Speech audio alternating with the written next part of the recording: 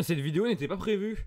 Et ça arrive tellement souvent que ça va finir par devenir ma phrase d'intro. Je vous assure que de base, la prochaine vidéo, c'était censé être la continuité de celle-ci. Voilà, je vous ai spoil la suite. Beaucoup de choses font que c'était pas prévu. Et c'était pas prévu que la vidéo MLP fasse ses vues. C'était pas prévu que je sorte enfin de ma curse. Je rappelle, ça fait 2 ans que je suis bloqué à 13 600. Bref, il y a eu un très bon accueil sur cette vidéo. Alors je veux bien vous documenter mon aventure MLP, mais vu qu'actuellement je suis au début, j'ai pas grand chose à dire. À part que je hais ce type, je le trouve excessivement énervant. Puis on en parle du fait qu'il passe son temps à monter sa pote. La principale activité de ce type dans la vie, c'est toucher le fiac de sa pote.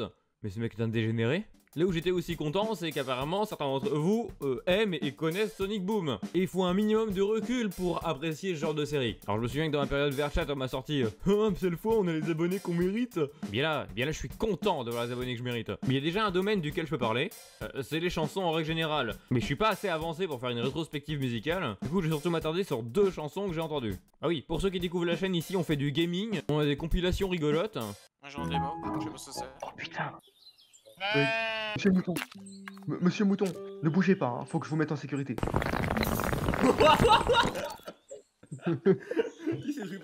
Et aussi, la chaîne tourne autour de la musique, ce qui fait que c'est compliqué de définir ma chaîne. On peut dire que c'est un mec qui parle de jeux vidéo et de musique. Je vais me servir d'une musique présente dans ce film et d'une musique présente dans ce hors-série. Bon, le seul bémol, c'est que pour réussir à vous mettre des extraits sans me faire démonétiser, ça va être du jonglage de timing. Hein. Un des trucs qui m'a le plus marqué, c'est la chanson Libère la magie. C'est rare que des chœurs sont aussi bien utilisés.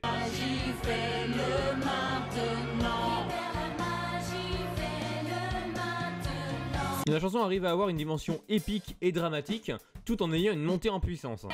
Si les 2 équipes sont prêtes. D'ailleurs, je n'entendais pas l'utilisation de ce mot.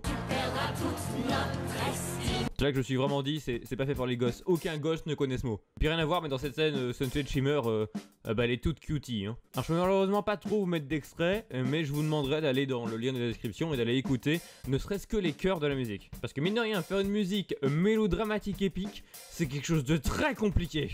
Puis j'aurais pu vous dire, je t'assure, cette chanson-là, je l'ai eu dans la tête.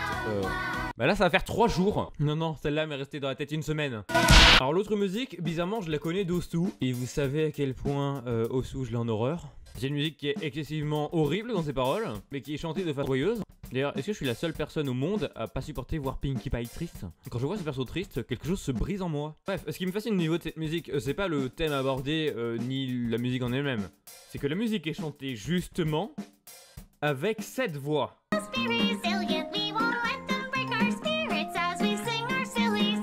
Alors si vous êtes du genre à dire mais je vois pas ce qui est incroyable, alors vous allez vous lever et vous allez essayer maintenant. Maintenant.